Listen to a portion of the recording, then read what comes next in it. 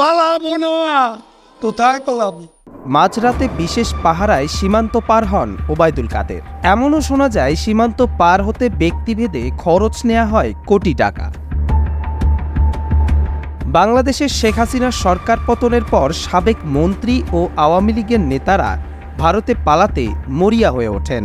দালালদের সহায়তায় কোটি টাকা দিয়ে সীমান্ত পার হচ্ছেন তারা।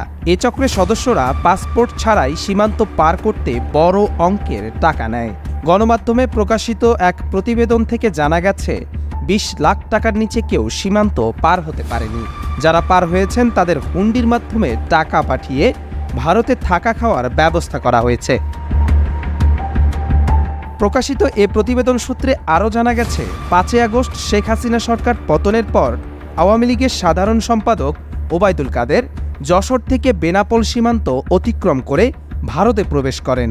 রাজশাহী সিটি কর্পোরেশনের সাবেক মেয়র খায়রুজ্জামান লিটন, বিতর্কিত পুলিশ কর্মকর্তা বিপ্লব কুমার সরকার সহ আরও অনেক নেতা একই পথে ভারত পালিয়ে গেছেন। এছাড়া সাবেক ভূমিমন্ত্রী সাইফুজ্জামান চৌধুরী ভারতে গিয়ে লন্ডনে চলে যান। সাতক্ষীরা ও কুমিল্লা সীমান্ত থেকেও অনেকে ভারতে পালিয়ে যাচ্ছেন। কিছু স্থানীয় আওয়ামী লীগ নেতাকে পালানোর সময় জনতার হাতে আটক করা হয়। সীমান্তের দালালরা মোটা অঙ্কের অর্থ নিয়ে এসব ভিআইপিদের পার করে দিচ্ছে, যা এই চক্রের জন্য একটি লাভজনক বাণিজ্যে পরিণত হয়েছে।